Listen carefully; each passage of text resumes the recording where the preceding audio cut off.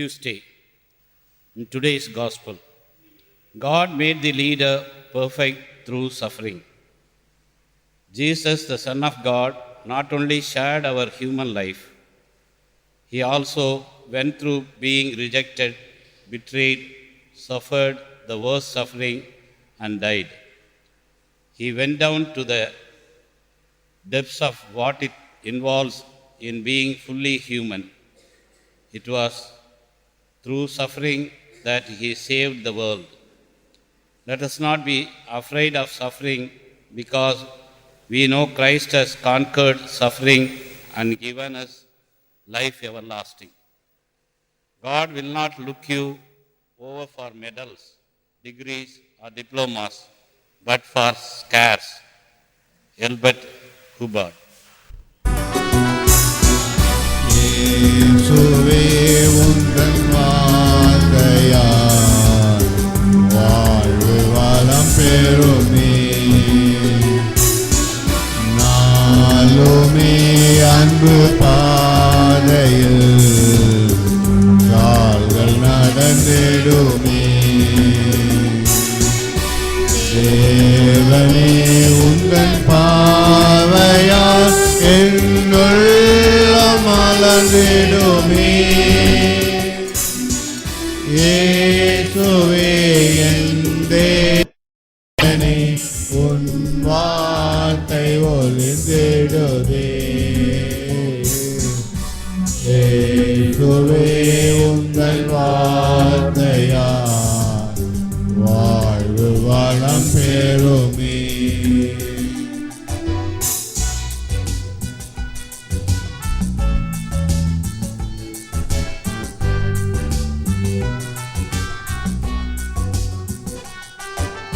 தீமைகள் கலந்தொழிந்திடும் உன் வார்த்தை வலிமையிலே.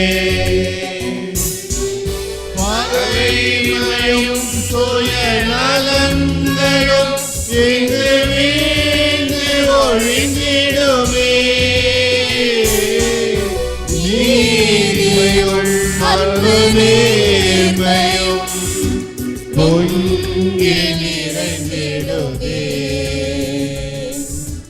இயேசுவே என் தேவனே உன் வார்த்தை ஒளிர்ந்திடுமே.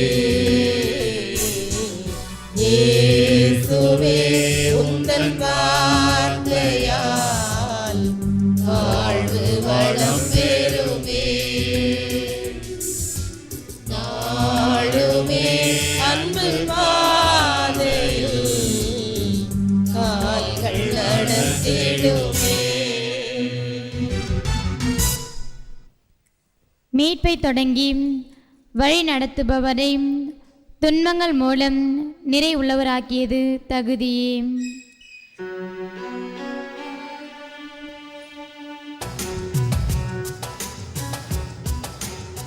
ஆண்டவரே உம் பெருமையும் மகிமையும் என்ன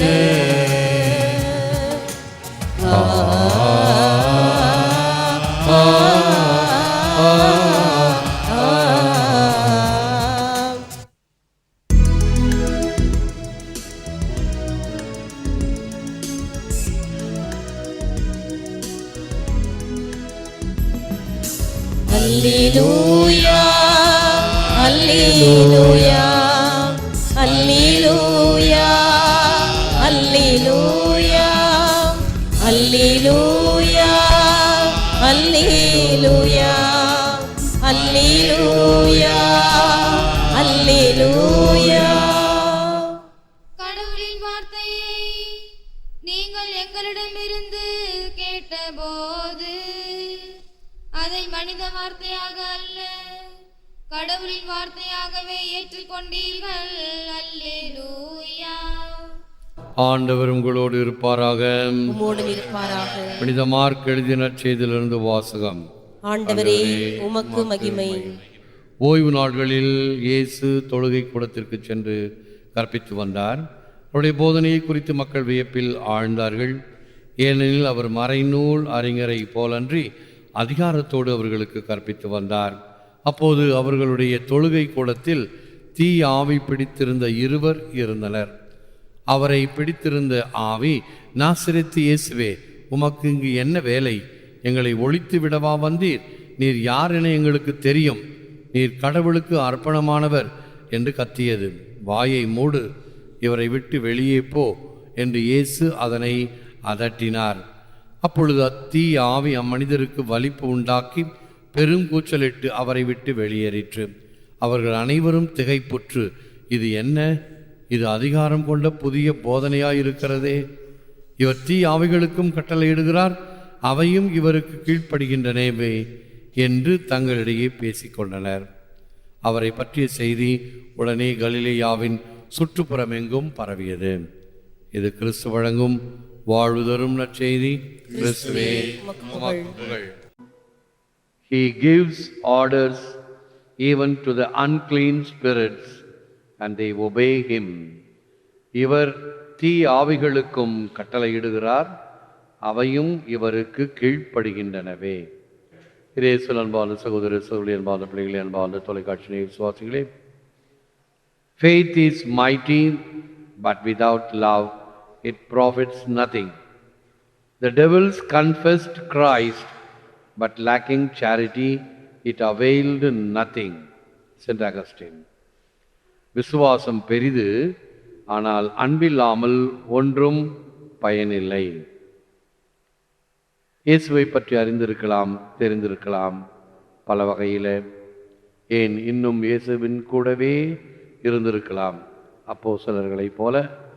ஆனால் அதனால் யூதாசுக்கு ஏதாவது பயன் கிடைத்ததா? இல்லை. அவன் தன் உயிரை மாய்த்து கொண்டான். ஏன்? இயேசுவினுடைய அந்த விழுமியங்கள், இயேசுவினுடைய போதனையின் சாரம் அவன் உள்ளே இறங்கவில்லை. இயேசுவோடு உண்டான், இயேசுவோடு உறங்கினான், இயேசுவோடு வாழ்ந்தான், இயேசுவோடு நடந்தான், இயேசு சொல்வதை கேட்டான். இருந்தும் எப்பயனும் இல்லை. அப்படி நாம் கோவிலுக்கு வரலாம், திருப்பலிகள் பங்கேற்கலாம், நன்மை வாங்கலாம், செபமாலை சொல்லலாம், சிலுவை பாதை செய்யலாம். இவைகள் அனைத்தும் விசுவாசத்தினுடைய செயல்பாடுகள், மாற்று கருத்துக்கு இடமில்லை.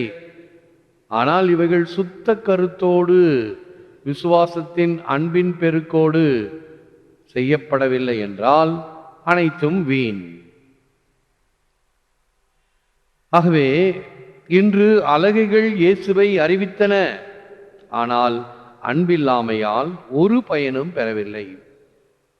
இந்த பேய்களுக்கு இயேசு யார் என்று நல்லாக தெரியும், நம்மை விட. இயேசுவே நீர் பரிசுத்தர், நீர் வல்லமை உள்ளவர் என்றெல்லாம் அறிந்திருந்தன.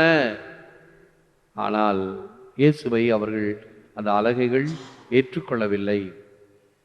அதே போன்று இயேசுவின் காலத்தில் இருந்த சட்ட வல்லுநர்கள், பரிசேயர்கள், சதுசேயர்கள், இவர்கள் எல்லாம் சட்டத்தை கரைத்து குடித்தவர்கள். இயேசு எங்கே பிறப்பார் என்று துல்லியமாக அறிவித்தவர்கள் அல்லவா?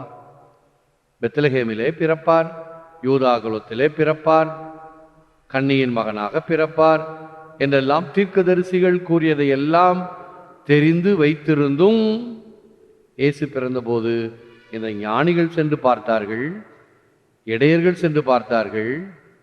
ஆனால் இந்த அறிவாளிகள் என்று சொல்லிக் கொண்டிருந்தவர்கள், மதத்தை கடைபிடிக்கிறேன், சட்டத்தை கடைபிடிக்கிறேன், பேர்வழி என்பவர்கள் கொஞ்சம் கூட இறைவன் பக்கம் சாராமல் இருந்ததுதான் இது அபத்தம். Faith is powerful but without love it is profits nothing என்று மறுபடியும் 1 கொரிந்தியர் 13 விசுவாசம் வல்லமையானது, ஆனால் அன்பில்லையானால் அது ஒன்றுமில்லை. அவ்விசுவாசத்தோடு செயல்படுகின்ற செயல்கள் பலவற்றை கூறினேன். இவைகள் எல்லாம் அன்பின் அடிப்படையில் இருத்தல் வேண்டும். இவைகள் இல்லை என்றால் நம்முடைய விசுவாச செயல்கள், சான்று பகர்தல் அனைத்தும் வெறும் தம்பட்டமாகத்தான் அமையும். What others think of me is less important. What they think of Jesus because of me is critical. Cliff Richard. பிறர் என்னை பற்றி என்ன எண்ணுகிறார்கள் என்பது முக்கியம் அல்ல, என்னால் பிறர் எங்கனம் கிறிஸ்துவை எண்ணுகிறார்கள் என்பதே முக்கியம். பிறர் என்ன நினைப்பார்கள், என்ன சொல்லுவார்கள், சமுதாயம் என்ன சொல்லும், உளவாயை மூடினாலும் மூடலாம், ஊர்வாயை மூட முடியாது என்றெல்லாம் பிதற்றி கொண்டிருக்கிறோம். இவைகள் அல்ல, என்னால் கிறிஸ்து சான்று பகரப்படுகிறாரா?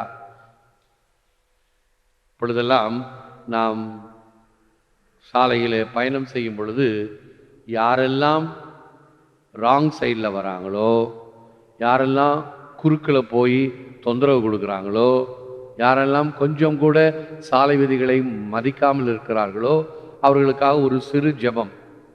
இயேசுவே இவர்களை மாற்றும், இயேசுவே இவர்களுக்கு நல்ல புத்தியை தார். ராங் சைடில் வருது, அதனால் அவளுக்கும் ஆபத்து, எதிரிலே செல்வர்களுக்கும் ஆபத்து. பக்கத்திலேயே யூ-டர்ன் இருக்குது, இதில் யூ-டர்ன் எடுத்து போனால் என்ன தப்பு? கொஞ்சம் ஒரு நிமிடம் கூட பிடிக்கும், செய்ய வேண்டும். இப்படி எல்லோரும் செய்து பாருங்கள், நிச்சயமாக நாம் நல்ல உலகை உருவாக்க முடியும். தனி மனிதன் ஒருவனால் நிச்சயமாக இந்த உலகிற்கு ஒளியை கொடுக்க முடியும். அது ஒருவேளை சிறிய ஒளியாக இருக்கலாம், ஆனால் தனி மனிதர்கள் ஒன்று சேரும் பொழுது அது பெரும் ஒளியாக மாறும். ஆகவே பிறர் என்ன சொல்கிறார்கள் என்ற நான் என்ன சான்று பகர்கிறேன் கிறிஸ்துவுக்கு என்பதிலே நாம் நாட்டமுள்ளவர்களாக இருத்தல் வேண்டும். Faith is both a free gift of God and a free assent of our will to the whole truth that God has revealed.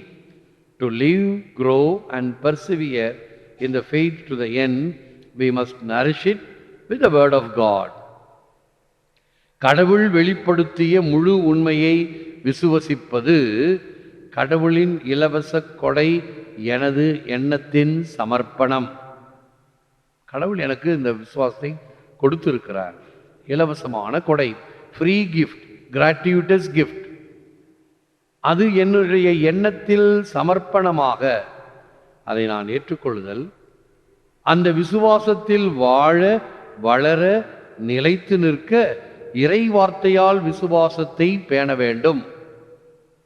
ஒவ்வொரு நாளும் நாம் திருப்பலியிலே பங்கேற்கும் பொழுது அந்த முதல் வழிபாடு வார்த்தை வழிபாடு. ஆகவே இன்னும் சிறப்பாக நம்முடைய ஆலயத்தில் அந்த வார்த்தை வழிபாடும் நற்கருணை வழிபாடுமாக சேர்த்து இந்த ஆராதனையுடன் துவக்குகிறோம்.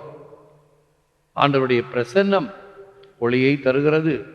எவ்வாறு இந்த விளக்குகள் வெளிச்சத்தை தருகின்றனவோ அதே போன்று ஆன்ம ஒளியை தருகிறது. ஒவ்வொருவருடைய உடலை சுற்றிலும் ஒரு ஒளி பிரகாசிக்கிறது. அது இன்னும் நீ ஆண்டவருடைய வார்த்தையை கேட்டு ஆண்டவரை உட்கொண்டு நற்கருணை உட்கொண்டு விசுவாசத்தில் வளர்வாயானால் உன்னை சுற்றிலும் ஒரு க்ளோ உருவாகும். உண்மை வெறும் ஆன்மீகத்தில் சொல்லக்கூடிய வார்த்தைகள் அல்ல, விஞ்ஞானத்தின் வழியாக உறுதி செய்யப்படுகிறது. ஒரு முறை ஒரு நோயாளியினுடைய படுக்கையில் இப்படிப்பட்ட ஒரு ஆய்வு செய்யப்பட்ட பொழுது அந்த நோயாளியினுடைய அந்த ஒளி மங்கிக் கொண்டே போகிறது. அந்த ஒளி மங்கினால் கதை முடிஞ்சிருச்சுன்னு அர்த்தம், செத்து போயிட்டான்னு அர்த்தம். திடீரென்று அந்த அறையிலே ஒரு பிரகாசமான வெளிச்சம் எங்கிருந்து வருகிறது என்று கண்டுபிடிக்க முடியவில்லை. ஆகவே என்ன செய்கிறார் அந்த விஞ்ஞானி, ஏன் வந்தது எப்படி வந்தது விசாரிக்கிறார். ஒரு குருவானவர் வந்து அந்த நோயாளிக்காக திருப்பலி ஒப்பு கொடுத்து நற்கருணையை கொடுக்கின்றார்.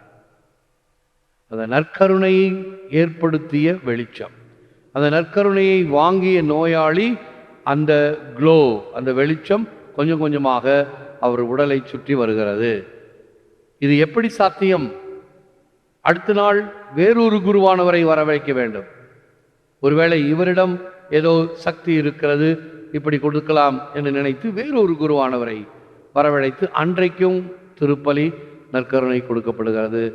அன்றும் அதே போன்று இந்த வெளிச்சம், த க்ளோ உருவாவதை பார்த்து கடவுளை நம்பாத அந்த விஞ்ஞானி இப்பொழுது அனுபவபூர்வமாக விஞ்ஞானபூர்வமாக பார்த்து நம்புகிறார். பாருங்கள், எத்தனை முறை நாம் நற்கருணை ஆண்டவர் முன்னால் இந்த பிரசன்னத்திலே ஜெபித்து கொண்டிருக்கிறோம்.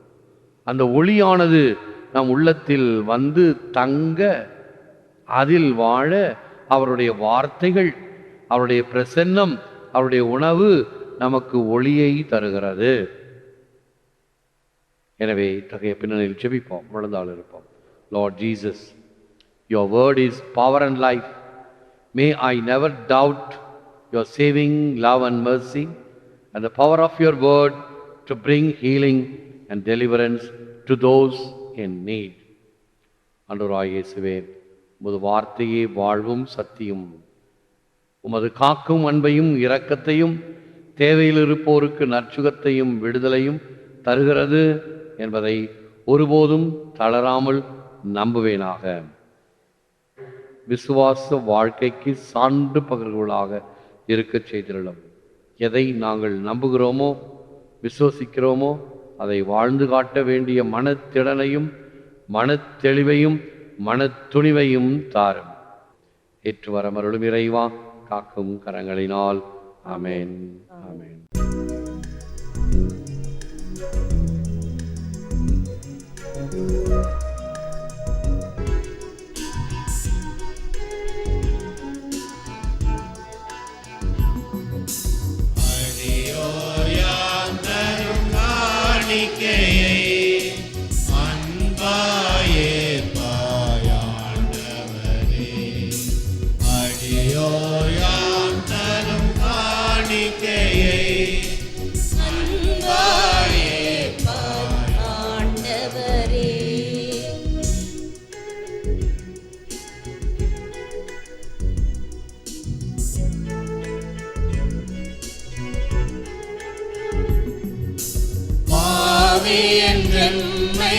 பாராமல் பாவத்தின் தீர்வையை அடையாமல் பாவி என்றெம்மை பாராமல் பாவத்தின் தீர்வையை அடையாமல் பரிகாரம் என ஏற்றிடுவாய், பலியாயமை மாற்றிடுவாய்.